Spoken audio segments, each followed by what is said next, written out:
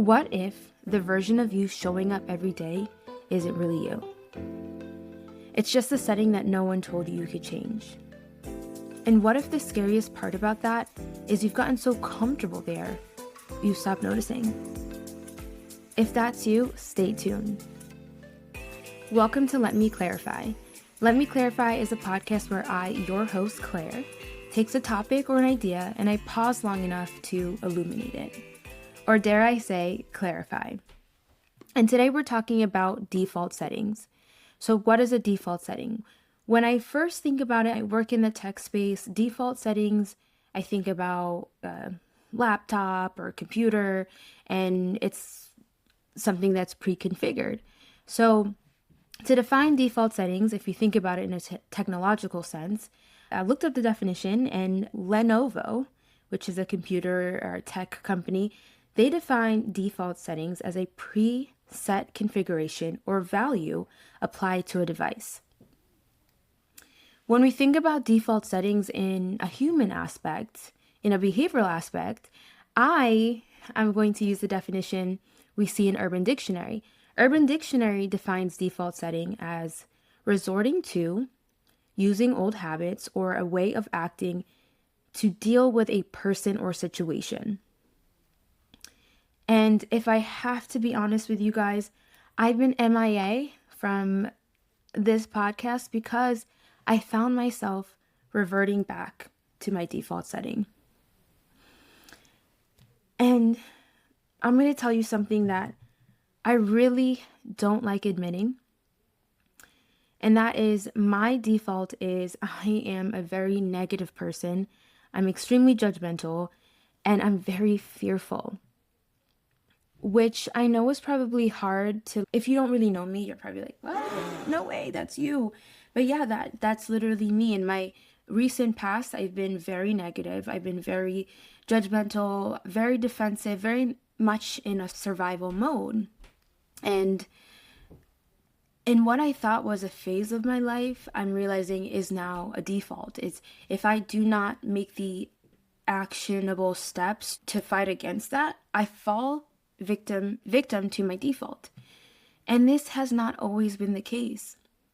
If you knew me prior, I would say prior to college, because I think that's where it really went downhill for me. But if you knew me prior to college, I used to be a very jovial, happy person, super optimistic. And I think deep down I'm still there, but it's definitely clouded by a lot of hurt, a lot of pain that I've internalized into anger.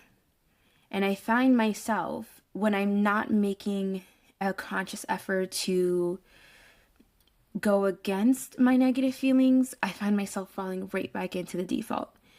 So the reason I've been MIA is because I just needed a break. A lot happened in my life, and I just was tumbling downhill into this negative space.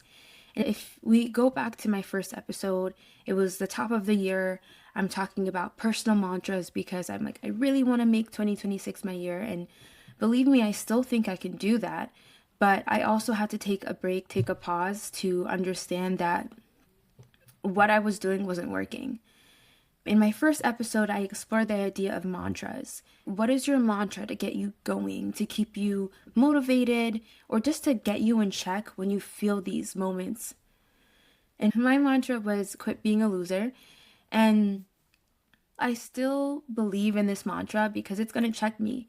Because what I talked about in the first episode is loser mentality is somebody who is boggled down by their fears, who's letting fear and maybe the lack of vulnerability, because that's what I struggle with, all those different things dictate their future. So my little snapback was like, girl, that's loser behavior. If you're moving in fear, that's loser behavior. And I don't want to say I'm rethinking it because I did get a lot of pushback with the mantra. People are like, words are powerful. You shouldn't speak negatively of yourself or talk down to yourself. To me, I think maybe I should rethink it. I never saw it as a negative sentiment. I saw it as this is empowering. Catch yourself from the things that are preventing you from progressing. And I remember in that first episode, I was very happy, very psyched and ready to go. And I said at the end, I said, I'm very fearful. I'm very scared of going back into that negative space, going back into that dark space. Because I feel like for me, I have really high highs where I'm super happy, super motivated, or not even motivated, even committed. Like when I'm not motivated, I'm still going to work out, I'm still going to do all these things. And then slowly, I realize me going back into a negative space, it's not like it just hits me, it slowly creeps in.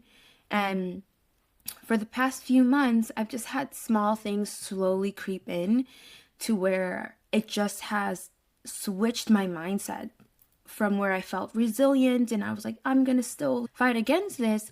I slowly felt myself crawling back into that dark hole. And I don't know if any of you feel the same that I feel, but when I feel this negativity or when I'm immersed in this negative cloud, everything becomes so difficult. Everything that I used to do is just so much harder. I recently moved to this new state and I was trying to be optimistic, going out there and meeting friends and really taking my mindset and changing my perspective.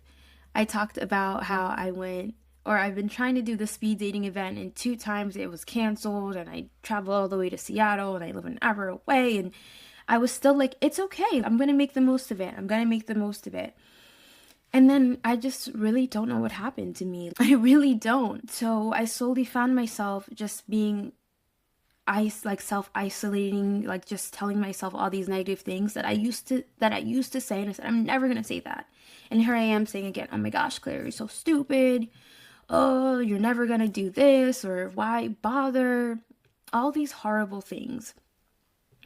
So I think I had to realize because I think, and forgive me for assuming or saying this about myself, but I think I'm a very self-aware person. I'm for the most part aware of who I am or how I'm perceived, but awareness only goes so far. And I think a lot of people in my life are like, at least you're aware of that, at least you're cognizant of that.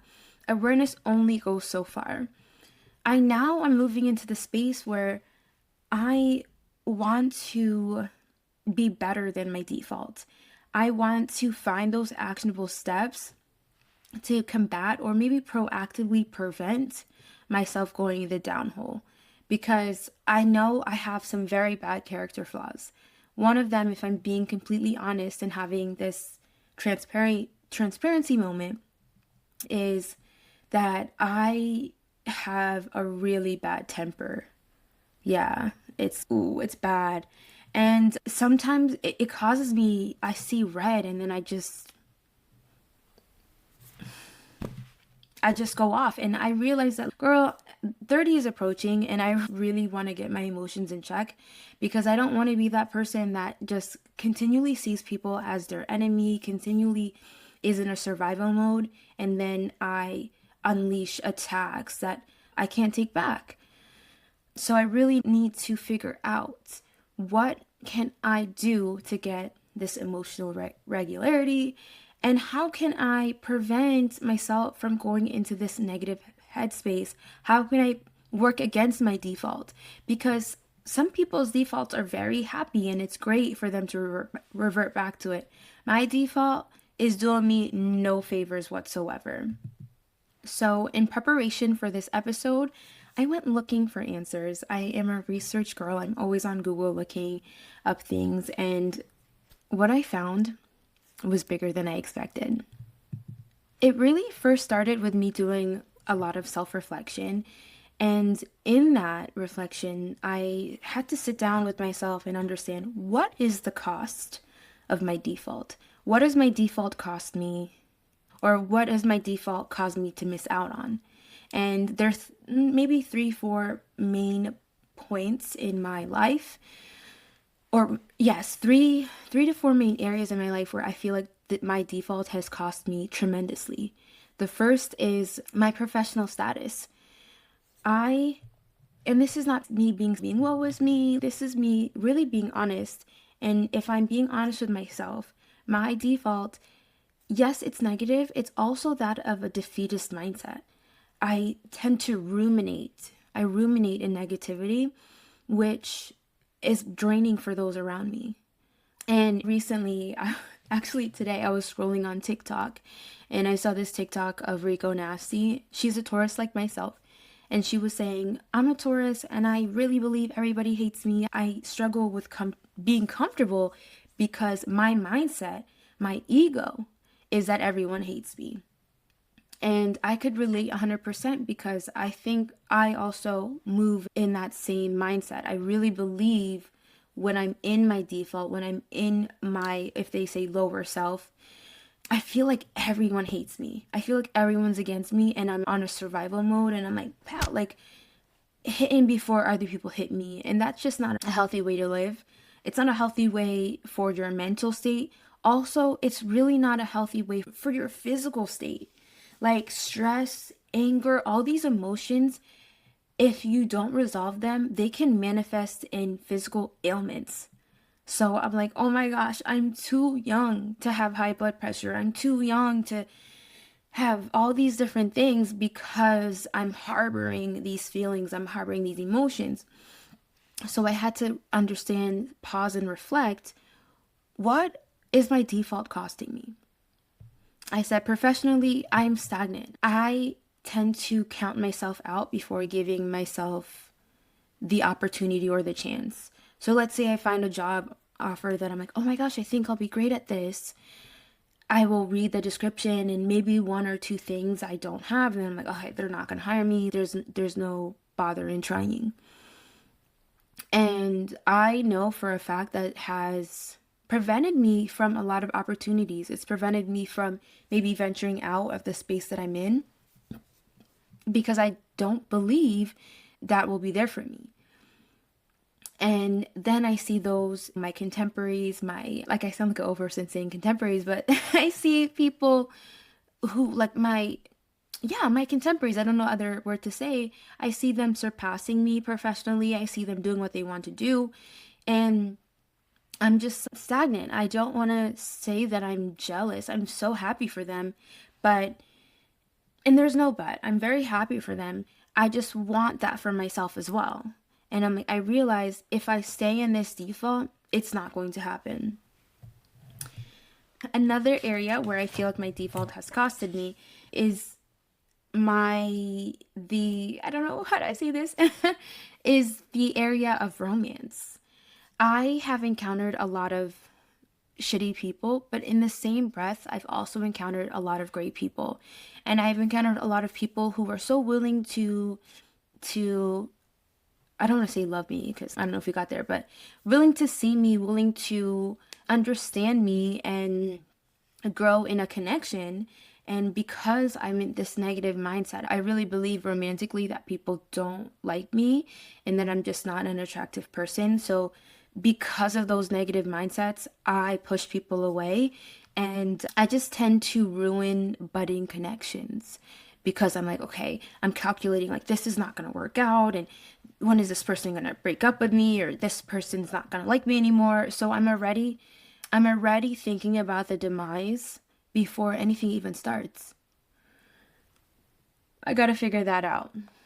And then thirdly, my default has affected me socially because like Rico said, like I agree with her, when you believe that everybody hates you, you struggle with vulnerability. You struggle with feeling comfortable around somebody and you're always walking around with one eye open. You're like always on the defense. And I'm thinking about somebody that used to be in my life and this person would always fight against me. And I would tell him, I said, I'm not your enemy. I'm not your enemy. And here I am finding myself doing the same thing with people, with my friends, with my family, those people who are trying to offer me great advice, trying to be there and support me. And at every aspect, I'm finding a way to whack it away because I don't know, I can't trust that people will be here for me. So in that sense, I'm like defensive. And then I tend to self-isolate because then I think, oh my gosh, I'm draining, I'm exhausting. I don't want to say, yeah, maybe I will. Let's be real, keep it real, right? I think that I'm very egotistical in the sense that I tend to over exaggerate or overestimate my importance in people's lives, ruminating about things. Oh my gosh, I shouldn't have done this, and now they're gonna hate me. And what? Because if I think about my life, I don't obsess about people in the same way. Maybe they will upset me and something. Am I gonna let it affect my entire life? No. So why do I think that I'm that important in other people's lives? Get it together, Claire. So in this reflection, I've realized that I've abandoned myself and I've abandoned all the things that I like to do that keep me happy, that keep me out of my negative mindset, out of my default setting, to where my default is not listening to somebody and just assuming and just not being my best self. I will say that. I don't want this episode to be so self-deprecating. So I'll just say my default is not being my best self. And for the past maybe 2-3 months, I really found myself being very negative, and I gave up on myself. I gave up on my running journey. I gave up on my podcast. I just gave up on everything that I enjoy doing. So I really had to take a moment to say, Claire, stop being a loser, but also give myself a little grace and be like, yes, what you're doing isn't the best. You're not the person who you want to be, but you have the option of changing it. So I really had to realize that this default that I'm doing, it probably most likely was a defense mechanism. I thought that I'm reverting back to it to keep me safe, because for the longest time, I felt like I was living in survival mode. I really did feel like that. For the longest time, I relied on people who didn't have my best interest, who didn't reciprocate what I gave to them. So I've internalized that this is a normal functioning life to live. And in turn, it has me showing up badly for everybody. I'm showing up badly for my family, for my friends, any form of romantic involvement. It's just not me being my best self. So what I was reverting to, quote unquote, keep me safe, I realized was actually keeping me stuck. And in my research of today's episode, understanding human behavior, maybe default setting, I literally looked up default setting for human behavior. I learned of this term called negative bias. And this licensed marriage and family therapist, her name is Emma McAdams, she wrote an article about negative bias. She defines negative bias as a subconscious filter that your brain uses to prioritize negative information. So she explains that the brain makes neural pathways to what you pay attention to. So if we think about that, the term or that phrase, when it rains, it pours, that is literally your brain seeking negative information, right? So if something negative happens, your brain is going to seek what you are looking for. So if you're looking for negative, it is going to, when it rains, it pours. It is going to continually pour because your brain is filtered to just see negative. So I have a little story about this negative bias, because this was in front row on the front stage for me last week. And I have a funny story. If you are a part of my close friends on Instagram, you probably saw me crash out about the DMV or driver's license, because I've been trying for months. To get a driver's license in this new state. And each time I go to the DMV, I keep getting turned back because I don't have the right information. The first time I had lost my driver's license, so I thought I could just go with my picture and it would be okay. I don't know why I thought that. They said no. Second time I went, because I still didn't have my license, I got a driving abstract to get my license because that's what they told me. I had called the office and the office said, if you don't have your license and you're coming in from a different state, we need a driving abstract to show that you have a history of driving. I got the abstract, and then they said, no, this is not what we need. We actually need a driver's history record. So then I go get the driving history record. And then I was like, okay, since now I have my driving history record and I had my license, I was like, I will schedule an appointment so I can get an enhanced license, aka what are those things called? AKA a real ID. So, for my understanding, the office said when you're scheduling appointments for real IDs, you need to schedule an appointment. You cannot do a walk-in. I scheduled an appointment after I came back from Kenya, and the only available appointment they had, actually, I think it was before. I went to Kenya in March and I scheduled this appointment, I'm certain in March. I have to go back into my emails, but I know I scheduled it before I went to Kenya for May. So my appointment comes in, I'm ready to go. I have all my documents. I go to the kiosk to get my license, and then he's going to be like, "Oh, we can't transfer your license because it's expired from the state that you're coming from." And I thought, I'm like, to me, my license being expired wasn't a huge deal because, like, when you get a license renewed, like, why do I need a valid license? You see, I have a driving history, whatever. So anyway, I didn't read the fine print and I needed a driving license. And at that point, I was very heated because I'm like, he gave me two options.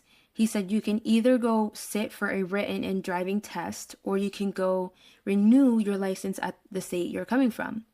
I was very annoyed because I'm like, I don't live in the state that I'm coming from. How am I going to renew that license?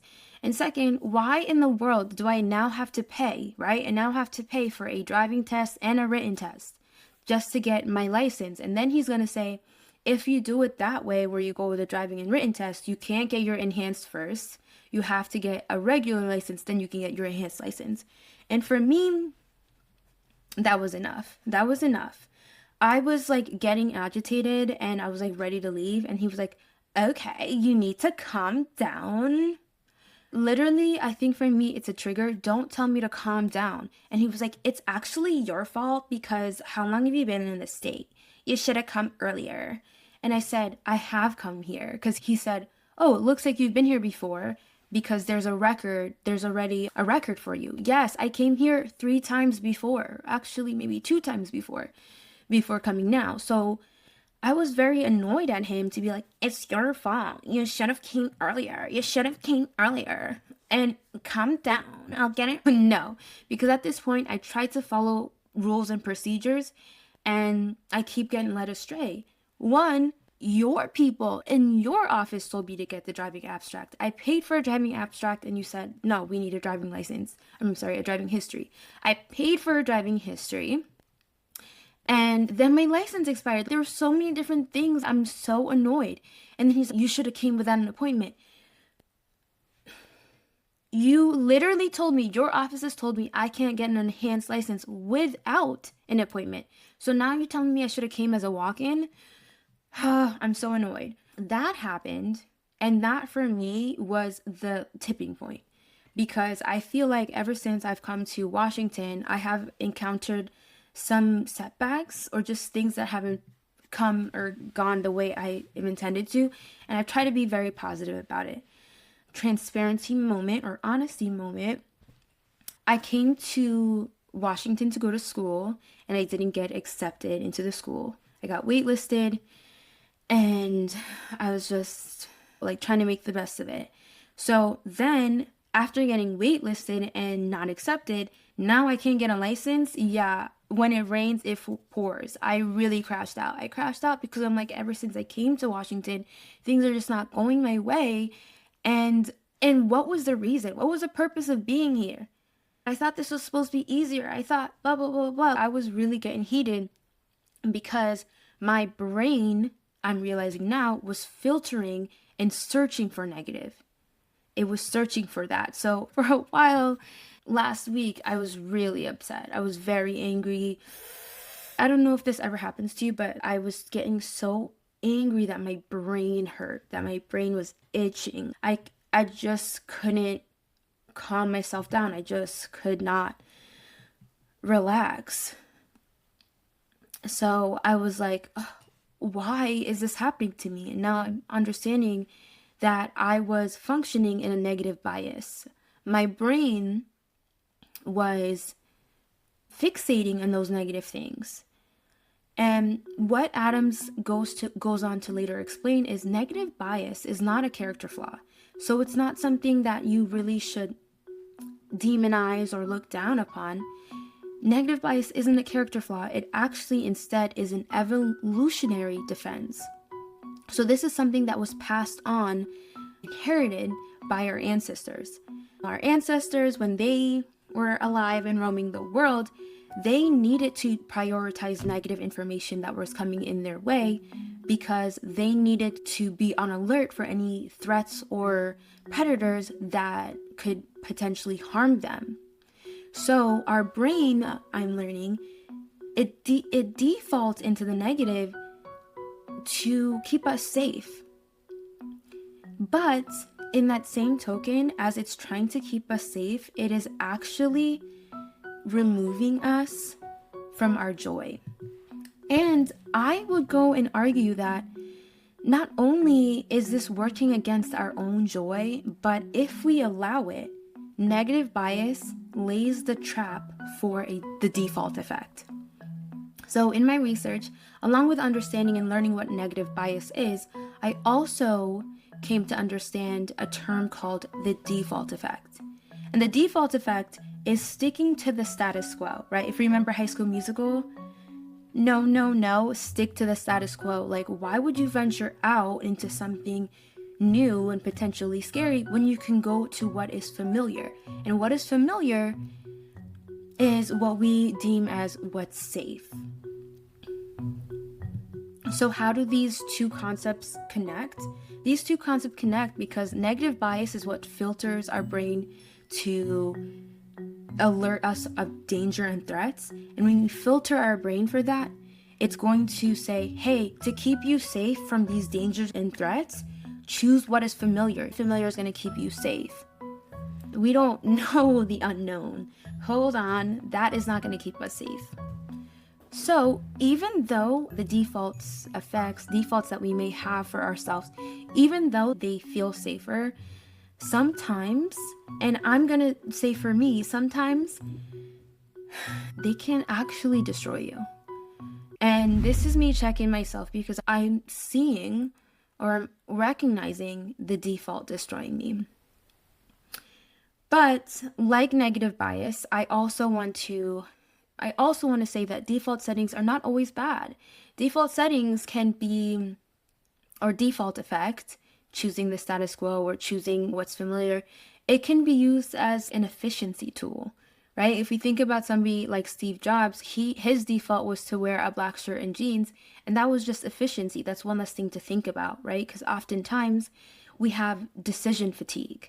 Oh, what am I going to eat? What am I going to wear? What am I going to do this? We can rely on our defaults to help us with that decision fatigue. The moment it becomes a problem is when our defaults are rooted in fear. And like I said earlier, my default was rooted in fear, and it affects many different aspects of your life. Namely, it's going to affect your decision making. So for example, I said, because of my default to keep safe, I was not applying for jobs that, even though I think I could be a good fit, I felt like they're going to count me out anyway.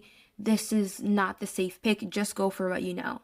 And what I know, I'm good at, but is it a space, an area, a career field that I want to stay in forever? No.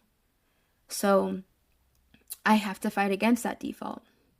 Another aspect where, defaults rooted in fear can affect is definitely your relationships. For example, for me, I realize I'm emotionally unavailable, and I justify that as, oh, this is me protecting myself against getting hurt. I've been reading this book. I'm actually rereading this book. It's called Getting to I Do. And in the beginning, they talk about the different types of people or the different phases of relationships. Sorry, I just have to plug it. So this author asserts that they are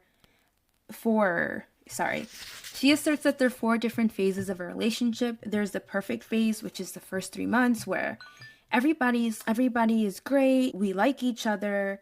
The chemistry feels warm. It feels strong. It feels easy.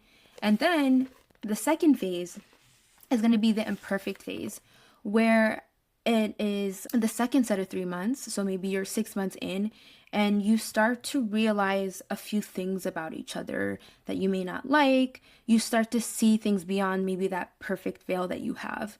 And people who run at this stage, she calls them the 90-day wonder because they are people who fear intimacy. I'm going to read the quote. People who have a fear of intimacy, the 90-day wonders, as I call them, usually like to abort the relationship between the 3rd and 6th month. As soon as the perfect phase is over and these people run out again and seek a perfect person.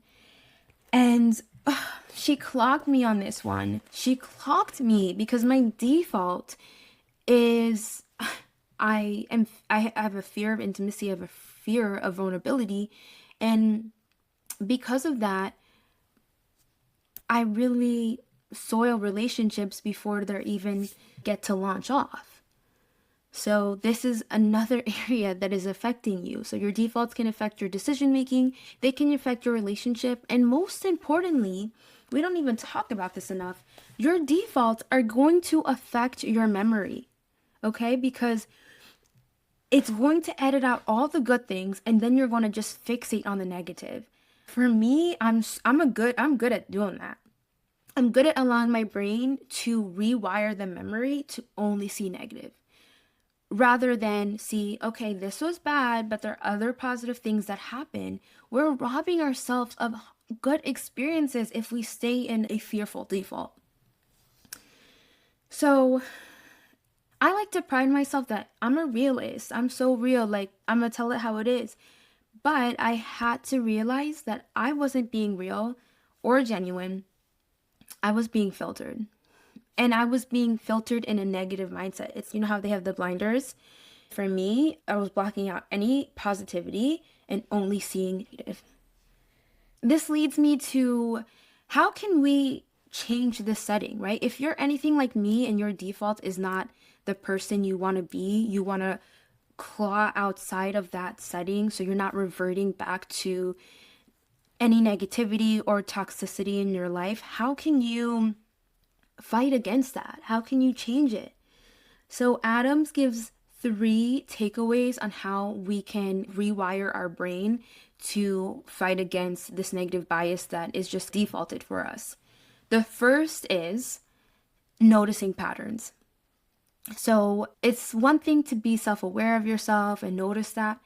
It's another thing also to ask those around you, maybe those you trust and you love and you respect, ask those, hey, can you call out my triggers? You probably don't want to say, can you call out my triggers?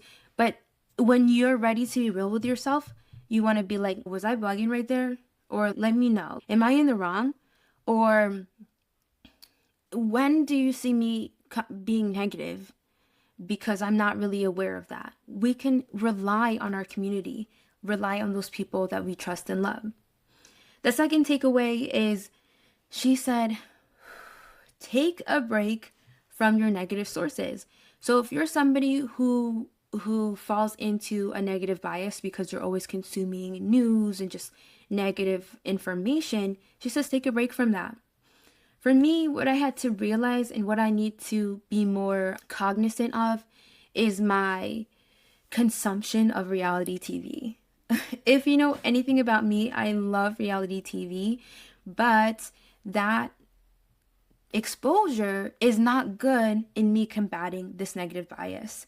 Especially if I'm somebody, again, honesty moment, if I'm somebody who wants to be in a loving relationship, if I want to have a partner, then I really can't be watching these reality shows where these relationships are divisive, they're toxic, or just where it's negative. I do feel like I need to take a break from that and just touch grass and enjoy and filter out.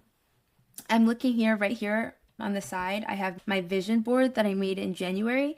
And two of my pictures that I have, they say disconnect to connect, and then one says no posting, no liking, just living. I need to refer back to this, okay? When I'm in this negative bias, please, I gotta tell my brain, take a break from the negative sources. The last action step she does is to challenge those thoughts.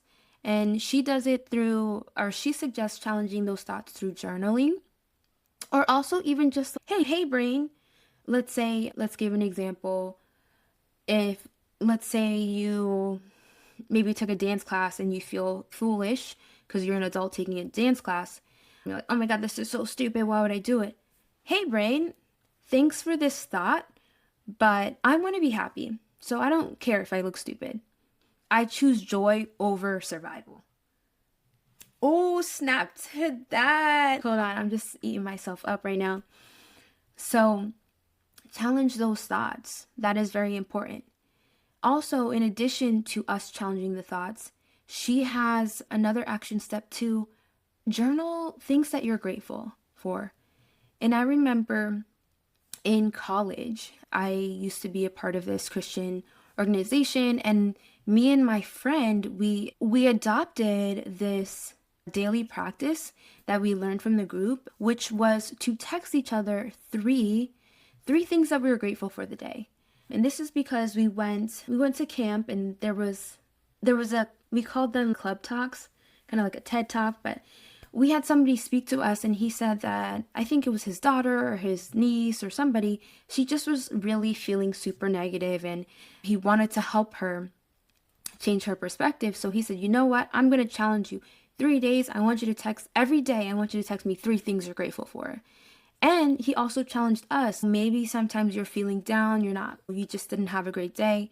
I still want you to text 3 things that you're grateful for. Have that gratitude journal. And some days your gratitude can be very meek. It could be, I'm grateful to be awake, and I'm grateful that I'm drinking water right now in my new Stanley cup. But at least have that option of making sure that you are finding gratitude in your day. So I leave you with this. Last week, I had a full meltdown. Actually, a crash out over a driver's license. But I'm resetting. So here's what I want you guys to do. This week, I want you to not fix anything. I just want you to notice. What is your default? Is it happy? Is it positive? Is it enlightening? Is it invigorating, excited? Or is it negative?